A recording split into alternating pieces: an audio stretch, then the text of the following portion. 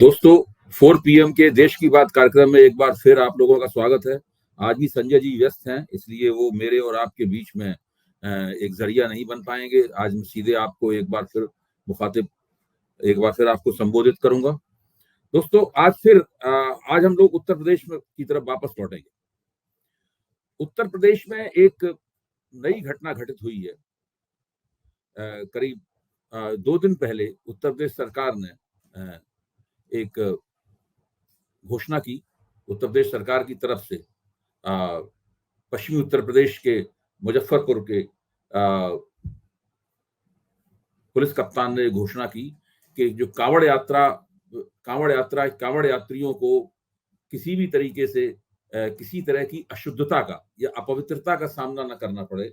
इसके लिए ज़रूरी है कि सभी लोग अपने-अपने जो रास्ते में पड़ने वाले रेहड़ी-पटरी वाले हैं, दुकानदार हैं, होटल वाले हैं, ढाबे वाले हैं, वो सब अपना नाम उसके ऊपर लिखें, ताकि ये पता लग जाए कि कौन शुद्ध शाकाहारी है, कौन मुसलमान है, कौन हिंदू है, ये सारी चीज़ें पता लग जाएँ। यहाँ तक कि नामों को लिखने से भले ही कहा ना गया हो, लेकिन उनकी जातियाँ तक भी पता लग सकती हैं।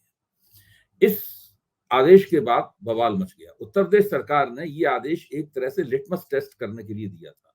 वो देखना चाहती थी इसकी प्रतिक्रिया क्या होती है। जैसे ही इसके ऊपर चर्चा होनी शुरू हुई, प्रदेश सरकार ने सोचा कि इसके ज़रिए हम हिंदू बनाम मुसलमान एक बार फिर कर सकते हैं। और देखते-देखते ये आदेश पूरे प्रदेश में लागू कर दिया गया और उत्तर प्रदेश के देखते-देखते फिर ये उत्तराखंड में भी ये आदेश लागू कर दिया गया। अब इसके ऊपर राजनीति होनी शुरू हुई। ज़ाहिर है कि ये आदेश राजनीतिक है। काँवड़ यात्रा तो अब मैं 50 साल से तो मैं देख रहा हूँ काँवड़ यात्रा को। कभी भी इस तरह की कोई समस्या नहीं पैदा हुई, इस तरह का कभी कोई आदेश नहीं जारी किया गया। आखिरकार ऐसा क्या हुआ जिसके लिए उत्तर प्रदेश सरकार को ये आदेश जारी करना पड़ा? एक तो पहले इसके लिए मेरा जो व्यापक विश्लेषण का परिप्रेक्ष्य है, वो मैं आपके सामने रखूँगा कि आखिरकार उत्तर प्रदेश सरकार ने ये कदम क्यों उठाया? उसके बाद इस कदम के इर्द-गिर्द कितने तरह की राजनीति हो रही है और उसमें भारतीय जनता पार्टी के भीतर की राजनीति भी शामिल है और मैं साथ में ये भी कहूँगा कि उसमें उत्तर प्रदेश के मुख्यमंत्री आदित्यनाथ और भारतीय आला-कमान के बीच होने वाली राजनीति भी शामिल है। मैं इन पहलुओं के ऊपर भी प्रकाश डालूँगा। सबसे पहली बात, मेरा मानना है कि इस आदेश का सीधा संबंध 4 जून को आए लोकसभा चुनाव के नतीजों से है। कल जब मैंने प्रधानमंत्री के खिलाफ हिंसा के भड़कावे वाले स्पिन के बारे में चर्चा की थी, तब भी मैंने कहा था कि इसका संबंध वहां से है। आज फिर मैं एक बार कह रहा हूं कि इसका संबंध वहां से है। ये एक समझने वाली बात है कि आखिरकार इस देश में कोई भी पार्टी या कोई भी नेता चुनाव किन वोटों के दम पे जीतता है। बहुत बारीक बातें इसमें की जा सकती हैं, लेकिन मेरा सीधा कहना है, अगर हिंदू किसी पार्टी को वोट ना दें, तो वो चुनाव नहीं जीत सकते। चुनाव जीतने के लिए हिंदू वोटों का प्राप्त होना ज़रूरी है। अब आप कहेंगे कि मैं एक सांप्रदायिक बातचीत कर रहा हूँ, धार्मिक बातचीत कर रहा हूँ, सीधी-सी बात है, लोकतंत्र बहुसंख्या का खेल है और हिंदू इस देश में बहुसंख्यक हैं। मुसलमान तो भारतीय जनता पार्टी को कभी भी वोट नहीं देते थे। मेरा मानना है कि 2024 के लोकसभा चुनाव में हिंदुओं ने भारतीय जनता पार्टी को पहले के मुकाबले कम वोट दिए, इसलिए उत्तर प्रदेश में उनकी करारी हार हुई। उत्तर प्रदेश में बहुत कम वोट मिले और देश में ऐसी कई जगह हैं जहां पर हिंदुओं के वोट भारतीय जनता पार्टी को बहुत कम मिले। नतीजा ये हुआ कि भारतीय जनता पार्टी चुनाव में 63 सीट पहले के मुकाबले उसे कम प्राप्त हुई। अब प्रश्न ये है कि केवल हिंदू वोट कम मिले या कुछ और भी नहीं मिला। भारतीय जनता पार्टी के समर्थक और पत्रकार जो उसके लिए नैरेटिव बनाते हैं, उसके लिए माहौल बनाते हैं, ये तो स्वीकार नहीं कर सकते कि उन्हें हिंदू वोट कम मिले। इसलिए पहले दिन से ही, यानी 4 तारीख को चुनाव नतीजे आए और 5 और 6 तारीख से ही इन पैरोकारों ने, इन समर्थकों ने, इन माहौलबंदी करने वालों ने ये कहना शुरू किया कि भारतीय जनता पार्टी जिन कारणों से हारी है, उसमें प्रमुख कारण ये है कि उन्हें मुसलमानों ने वोट नहीं दिए, मुसलमानों की वजह से हारी। तो मुसलमान तो हमेशा से भाजपा को वोट नहीं देते थे। उन्होंने तर्क विकसित किया। उन्होंने तर्क दिया कि मुसलमानों की वजह से भारतीय जनता पार्टी इसलिए हारी कि मुसलमान न केवल भाजपा के खिलाफ वोट करते हैं, बल्कि वो उस उम्मीदवार या उस पार्टी को वोट करते हैं रणनीतिक रूप से जो भारतीय जनता पार्टी को हरा सकती है। यानी वो किसी विचारधारा या किसी और अन्य तर्क के आधार पर वोट नहीं करते। उनका मुख्य उद्देश्य भारतीय जनता पार्टी को हराना होता है। इसलिए अपील करनी शुरू कर दी कि सबका साथ, सबका विश्वास, सबका प्रयास वगैरह प्रधानमंत्री के जो नारे हैं, इन नारों से मुसलमानों को निकाल के अलग कर दिया जाए। और अब तो हद हो गई है। पहले तो केवल इसके वीडियो आ रहे थे, अब बंगाल के उनके नेता शुभेंदु अधिकारी ने इस बात को कह भी दिया है स्पष्ट रूप से। बाद में उन्होंने थोड़ी बहुत लीपापोती की, लेकिन अभी तक उन्होंने इस बयान को पूरी तरीके से वापस नहीं लिया है। उन्होंने साफ कह दी है कि जो हमारे साथ हैं वही हमारे साथ हैं। यहां तक इस नारे को भी वापस लिया जाना चाहिए, सबका साथ, सबका विकास, सबका प्रयास वाले नारे को भी वापस लिया जाना चाहिए। तो सीधे सीधे मुसलमान और हिंदुओं के बीच में इस चुनाव में जो एकता बनी है, उस एकता को तोड़ना भारतीय जनता पार्टी के पैरोकारों और माहौल बंदी करने वालों का प्रमुख लक्ष्य है, पहली बात। दूसरी बात, इन लोगों का इन लोगों को बेचैनी इस बात से भी हुई है कि प्रधानमंत्री ने पूरे चुनाव में एक मुसलमान विरोधी अभियान चलाया। उन्होंने मुसलमानों के लिए न जाने क्या क्या कहा। उन्होंने कहा हिंदुओं की सोना चांदी छीन के मुसलमानों में बांट दी जाएगी, उनका आरक्षण लेकर मुसलमानों में दे दिया जाएगा, आपकी टोटी खोल ले जाएंगे, आपकी भैंस खोल ले जाएंगे वगैरह, आपके बहनों बेटियों के मंगलसूत्र ले लिए जाएंगे, आपकी जमीन जायदाद, आपके मकान का एक हिस्सा लेकर मुसलमानों में, इस तरह की तमाम बातें उन्होंने की। इसके बावजूद भी हिंदू समाज ने इस ओर ध्यान नहीं दिया। यानी मुसलमान विरोधी भावना भड़काए जाने के मकसद से इस्तेमाल की गई। इसके बावजूद भी हिंदू समाज में उसके खिलाफ कोई प्रतिक्रिया नहीं हुई, मुसलमानों में भी इसके खिलाफ कोई प्रतिक्रिया नहीं हुई। मैं आजकल तकरीबन रोज इस बात को कहता हूं, क्योंकि ये बात बहुत महत्वपूर्ण है। ये 2024 के चुनाव का सार तत्व है कि इस चुनाव में भारतीय जनता पार्टी को हिंदू मुसलमानों ने मिलकर सबक सिखाया है। ये केवल मुसलमानों द्वारा की गई रणनीतिक वोटिंग का परिणाम नहीं है, बल्कि हिंदुओं द्वारा मुसलमान विरोधी नफरती मुहिम चलाने से प्रभावित होने से इनकार करना, और मुसलमानों ने जहां वोट दिया है वहीं हिंदुओं द्वारा भी वोट देना, या मुसलमानों द्वारा वहीं वोट देना जहां हिंदुओं ने वोट दिया है। इस तरीके से ये पूरा चुनाव लड़ा गया और ये समाज के अंदर से स्वतः स्फूर्त तरीके से ये हिंदू मुसलमान एकता पैदा हुई है। इसलिए भारतीय जनता पार्टी के लिए ये और भी ज्यादा खतरनाक है, क्योंकि उसके पूरा राजनीतिक भविष्य इससे अंधकारमय हो जाता है। क्योंकि अगर ऐसा लगातार चलता रहा तो भारतीय जनता पार्टी का ग्राफ लगातार गिरता ही रहेगा। इसी मकसद से कांवड़ यात्रा के बहाने ये आदेश जारी किया गया। अब हम सब लोग जानते हैं कि जिस कानून का बहाना लेकर यह आदेश जारी किया गया है, वह कानून रेहड़ी पटरी वालों के ऊपर लागू नहीं होता। रेहड़ी पटरी वालों के ऊपर वो कानून लागू नहीं होता, लेकिन इस कानून को पुलिस के जरिए रेहड़ी पटरी वालों पर भी लागू किया जा रहा है, जो बिल्कुल गलत है। रेहड़ी पटरी वालों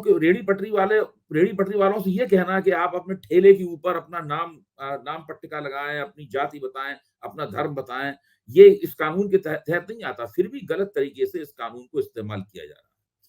अब मैं आता हूं कि चूंकि उत्तर प्रदेश में अभी 10 उपचुनाव होने हैं और उत्तर प्रदेश के मुख्यमंत्री आदित्यनाथ का राजनीतिक भविष्य उन उपचुनावों के नतीजों पर काफी कुछ निर्भर है। एक तरह से आला कमान ने, जो कि आदित्यनाथ जी को हटाने का केस तैयार कर रहा है, उसने चालाकी पूर्वक 10 उपचुनाव जीतने का काम की जिम्मेदारी मुख्यमंत्री के कंधों पर डाल दी है कि अगर इन उपचुनावों में नतीजे खराब निकले, इसका पूरा अंदेशा है कि भारतीय जनता पार्टी उपचुनाव में अच्छे नतीजे नहीं निकाल पाएगी, तब फिर मुख्यमंत्री को हटाने का पूरा केस बन जाएगा। उनकी फाइल पूरी तैयार हो जाएगी, उसमें सबसे ऊपर लिखा जाएगा कि ये एक निष्प्रभावी मुख्यमंत्री हैं। न केवल लोकसभा चुनाव जीतने में इन्होंने कोई मदद नहीं की, बल्कि ये उपचुनावों को जीतने में भी पार्टी की कोई मदद नहीं कर पाए, और उनको हटाने के लिए पूरी पृष्ठभूमि तैयार हो जाएगी। जैसे ही आला कमान अपना ये आकलन कर लेगा कि आदित्यनाथ जी के बने रहने से ज्यादा नुकसान है कि हटाए जाने से ज्यादा नुकसान है, वैसे ही इस फाइल का इस्तेमाल करके कार्रवाई कर दी जाएगी। मेरा ये आकलन है और इस आकलन को मैं बार बार कहता हूं। आदित्यनाथ जी इस बात को लेकर बेचैन है। वो हर कीमत पे 10 उपचुनाव को जीत लेना चाहते हैं। इन 10 उपचुनावों में 5 सीटें समाजवादी पार्टी के पास थी, 1 सीट निषाद पार्टी के पास है और 1 सीट राष्ट्रीय लोकदल के पास है और 3 सीटें भारतीय जनता पार्टी के पास हैं। भाजपा में अपनी इन 3 सीटों को लेकर ज्यादा बेचैनी है। वो चाहती है किसी कीमत पर जो 3 सीटें उसके पास थी वो उससे ना छीनने पाए, क्योंकि ये एक बहुत बड़ी पराजय होगी उन 3 समाजवादी पार्टी जो सीटें छीनना तो उन्हें बहुत उनके लिए बहुत मुश्किल है, लेकिन वो 3 सीटें किसी भी तरीके से नहीं अपने हाथ से नहीं जाने देना चाहते। अब इसके लिए ये हथकंडा अपनाया गया है कि हिंदू बनाम मुसलमान किया जाए। कांवड़ यात्रा का उसके लिए सहारा लिया गया है। लेकिन जैसे ही मुख्यमंत्री आदित्यनाथ की तरफ से ये आदेश जारी किया गया, भारतीय जनता पार्टी के भीतर की राजनीति भी खुलकर सामने आ गई, क्योंकि इस आदेश का भारतीय जनता पार्टी के भीतर से भी विरोध हुआ और इस आदेश का भारतीय जनता पार्टी के जो एनडीए सरकार में सहयोगी दल हैं उनकी तरफ से भी विरोध हुआ। और यह प्रक्रिया अभी रुकी नहीं है। अब मैं आपको एक एक करके बताता हूं। चिराग पासवान का उत्तर प्रदेश की राजनीति से कोई ताल्लुक नहीं है, हम सब जानते हैं। उनकी पार्टी का उत्तर प्रदेश में कोई दांव नहीं है। इसके बावजूद उन्होंने एक वक्तव्य दिया, वो लोक जनशक्ति पार्टी के नेता हैं, उन्होंने एक वक्तव्य दिया कि हम इस आदेश के खिलाफ हैं, इस आदेश को वापस लिया जाना चाहिए। और अपनी पार्टी के प्रवक्ताओं को उन्होंने कड़ा निर्देश दिया कि बहुत ही मजबूती के साथ ये बात कही जाए, और राष्ट्रीय मंच पर उन लोगों ने इस बात को कहना भी शुरू कर दिया। दरअसल एक तरह से ये स्वागत योग्य बात है और इसके लिए उनकी प्रशंसा की जानी चाहिए। लेकिन साथ साथ में यह भी चर्चा चल रही है कि उत्तर प्रदेश की राजनीति में किसी भी किस्म का कोई हस्तक्षेप करने लायक संगठन न होने के बावजूद भी वे उत्तर प्रदेश के मुख्यमंत्री द्वारा उठाए गए कदम का विरोध क्यों कर रहे हैं। वो केंद्र में मंत्री हैं, वो उत्तर प्रदेश सरकार में मंत्री भी नहीं है, वो उसका विरोध कर रहे हैं। इसका सीधा मतलब यह है कि कहीं ना कहीं उत्तर प्रदेश की राजनीति के जो दो पक्ष हैं, आला कमान और योगी आदित्यनाथ, इन दोनों पक्षों में से उनका वक्तव्य एक पक्ष की तरफ पढ़ा जा सकता है कि वो एक पक्ष को मजबूत करने के लिए उन्होंने वक्तव्य दिया है और वो वक्तव्य इस तरह के दिलवा रहे हैं। नंबर 1 बात। नंबर 2 बात, मुख्तार अब्बास नकवी जो उत्तर प्रदेश के हैं और केंद्र में मंत्री भी रह चुके हैं और बहुत दिनों तक भारतीय जनता पार्टी के प्रवक्ता भी रह चुके हैं, मुख्तार अब्बास नकवी ने भी इसका विरोध किया। विरोध का उनका स्वागत है, उन्होंने बिल्कुल ठीक विरोध किया, लेकिन उसके बाद उन्होंने इसकी लीपापोती भी की। ये बहुत पुराना हथकंडा है। पहले आप अपनी बात कह दें और उसके बाद कहें कि नहीं मेरा मतलब ये था, मेरा वो मतलब था। उनका वक्तव्य भी आला कमान के पक्ष में पढ़ा जा सकता है कि वो आदित्यनाथ जी के खिलाफ, आदित्यनाथ जी की उठाए गए कदम की आलोचना करता है और उनको कमजोर करने की तरफ ले जाता है। इसी तरह उत्तर प्रदेश की सरकार में शामिल जो सहयोगी दल हैं, उनके बड़े नेताओं के अंदरूनी हल्के से अगर आप बातचीत करें तो आप पाएंगे कि वो ये कह रहे हैं कि अभी इस मामले को थोड़ा सा और भड़कने दीजिए, थोड़ा सा ये मामला और आगे बढ़ जाए, उत्तर प्रदेश सरकार और कुछ फंसी हुई दिखाई पड़े। जब उत्तर प्रदेश सरकार फंसी हुई दिखाई पड़ेगी तब हम ऐसा वक्तव्य देंगे जिससे कि वो और ज्यादा फंस जाए। यानी जो सहयोगी दल हैं, और उन सहयोगी दलों को हम सब लोग जानते हैं कि उनके केंद्र में आला कमान से तार कहां जुड़े हुए। सब लोग जानते हैं कि निषाद पार्टी हो चाहे राजभर की पार्टी हो, इन सब लोगों को उत्तर प्रदेश में सरकार में मंत्री बनवाने के लिए अमित शाह ने दबाव डाला था, सब लोगों को पता है। और इसका बहुत अरसे तक मुख्यमंत्री ने विरोध किया। इनके शपथ लेने को लटकाए रखा गया। अंततः इन्होंने शपथ ली और इनका काम केवल उत्तर प्रदेश सरकार और मुख्यमंत्री की आला कमान में शिकायतें लगाना भर है। इसके अलावा इन लोगों का और कोई काम नहीं है। आप इससे अंदाजा लगा सकते हैं कि किस किस्म की राजनीति जो है वो पूरी तरीके से हो रही है। तो मुसलमान वोटों को सबसे पहले लोकसभा चुनाव की हार का जिम्मेदार ठहराना, उसके बाद में कांवड़ यात्रा का बहाना लेकर हिंदू बनाम मुस्लिम करना, फिर आला कमान द्वारा इस आदेश के विरोध में एक तरह की राजनीतिक फील्डिंग लगाना। और अभी मैं ये मानता हूं कि अभी 1-2 दिन बाद इस आदेश का और भी विरोध होगा। आला कमान द्वारा लगाई गई जो आदित्यनाथ विरोधी फील्डिंग है, ये और भी स्पष्ट रूप से हम सब लोगों के सामने आएगी। हो सकता है कि मुख्यमंत्री के ऊपर इतना जबरदस्त दबाव पड़े कि उनको अपना ये आदेश वापस भी लेना पड़े। हमने देखा है कि बुलडोजर बाबा के नाम से मशहूर मुख्यमंत्री को बुलडोजर चलाने के आदेश को वापस लेना पड़ा, और वो बयान भी संजय निषाद ने दिया था जिनके बारे में कहा जाता है कि वो सीधे-सीधे अमित शाह की जो राजनीति है, उसी के मुताबिक उत्तर प्रदेश में कोई कदम उठाते हैं या कोई वक्तव्य देते हैं। इस वक़्त खास बात ये है कि जहां उत्तर प्रदेश में 10 उपचुनाव के लिए तैयारी हो रही है, उत्तर प्रदेश के भाजपा के कई नेताओं को लखनऊ में होना चाहिए और मुख्यमंत्री के साथ मिलकर अ, रणनीति बनानी चाहिए और ये प्रयास करते हुए उन्हें दिखाई देना चाहिए कि किस तरीके से इन चुनावों को जीता जाए। स्थिति ये है कि वो सब लोग दिल्ली पड़े हुए हैं। मुख्यमंत्री ने पिछले दिनों जो एक प्रभारी मंत्रियों की बैठक की, 30 प्रभारी मंत्रियों की बैठक की, उसमें दोनों उप मुख्यमंत्री शामिल नहीं थे। वो लगातार दिल्ली में थे और दिल्ली में वो बैठकें कर रहे थे और वो पूरी योजना बना रहे थे कि किस तरीके से योगी आदित्यनाथ को अपदस्थ किया जा सकता है। तो ये इस पूरे घटनाक्रम पर हम लोगों को लगातार निगाह जमाए रखनी चाहिए और अब चूंकि इस घटनाक्रम के अंदर हिंदू बनाम मुसलमान की वह राजनीति भी आ गई है जिसमें भारतीय जनता पार्टी के लोग बहुत ही स्वाभाविक रूप से अपने आप को महारथी महसूस करते हैं। वो जब उनके सामने कोई चारा नहीं रहता तो वो मुसलमान विरोध पर उतर आते हैं, मुसलमानों के खिलाफ नफरत फैलाने की कोशिश कर। आपको ध्यान होगा कल जब प्रधानमंत्री के खिलाफ हिंसा वाला स्पिन दिया जा रहा था, उस वक्त भारतीय जनता पार्टी के तमाम प्रवक्ता जो टीवी बोल रहे थे, उन सबके वक्तव्यों को अगर निकाला जाए आर्काइव से और उनको एक बार सुना जाए तो पता चलेगा कि उसमें मुसलमानों के खिलाफ नफरत फैलाने वाली कितनी बातें कही जा रही थी। दरअसल प्रधानमंत्री ने पूरे लोकसभा चुनाव में जो मुसलमान विरोधी भाषण दिए थे, नफरती भाषण दिए थे, ये सारे के सारे वक्तव्य, सारे के सारे विश्लेषण और तथाकथित अंताक्षरी जो टीवी के ऊपर हो रही है, वो उसी चुनावी मुहिम के विस्तार लगते हैं। भाजपा जैसे ही कमजोर होती है, वैसे ही वो मुसलमानों पर अपने सारे हरबे हथियारों के साथ टूट पड़ती है। आजकल वही भाजपा और कमजोर होगी तो मुसलमान विरोधी राजनीति और भी जोशो खरोश के साथ में की जाएगी और इसके लिए हम सब लोगों को तैयार रहना होगा, इन चीजों के प्रति सतर्क रहना होगा। मुझे पूरे उत्तर प्रदेश के मतदाता मंडल पर और देश के मतदाता मंडल पर पूरा विश्वास है और अगर आप भारतीय राजनीति के इतिहास का अध्ययन करें तो आप पाएंगे कि हिंदुत्ववादी राजनीति जिसका मर्म मुसलमान विरोधी राजनीति है, उस राजनीति के चुनावी परिणाम लगातार घटते गए हैं। रेट ऑफ डिमिनिशिंग रिटर्न जो होता है वो नियम इसके ऊपर लागू होता है। आपको ध्यान होगा जब कार सेवकों ने अयोध्या में बाबरी मस्जिद तोड़ी थी और हिंदुत्ववादियों ने हिंदू विजय दिवस मनाया था, उसके बाद जब 1993 में जब उत्तर प्रदेश में लोक विधानसभा चुनाव हुए तब क्या हुआ था? भारतीय जनता पार्टी सरकार बनाने में विफल हो गई थी और समाजवादी पार्टी और बहुजन समाज पार्टी की गठजोड़ ने वहां पर सरकार बनाई थी।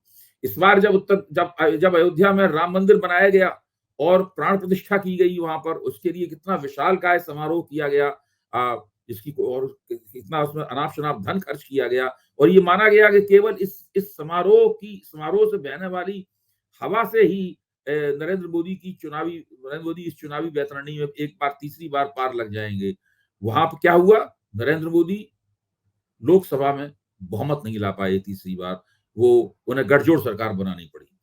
तो बिल्कुल ये और जितनी भी धार्मिक जगह हैं, तमाम तीर्थ स्थल हैं, अभी उत्तराखंड में बद्रीनाथ निर्वाचन क्षेत्र में भारतीय जनता पार्टी हार गई। सारी जगहों पर भारतीय जनता पार्टी पराजित हुई है। ये केवल एक प्रतीक है और इस प्रतीक के रूप में ही हमें ऐसे देखना चाहिए। मुख्य बात यह है कि देश की जनता आर्थिक प्रश्नों को महत्व दे रही है, वो सांप्रदायिक प्रश्नों को और धार्मिक प्रश्नों को महत्व नहीं दे रही है। आर्थिक प्रश्नों पर उसने वोट दिया है, महंगाई और बेरोजगारी के सवाल पे वोट दिया है। वो सरकार से गवर्नेंस चाहती है, सुशासन चाहती है। वो केवल मुसलमानों के खिलाफ भड़काऊ बयान देने से प्रभावित होने के लिए तैयार नहीं है। तो आज बस इतना ही और कल अगली सोमवार को हम लोग फिर मिलेंगे। बहुत बहुत धन्यवाद।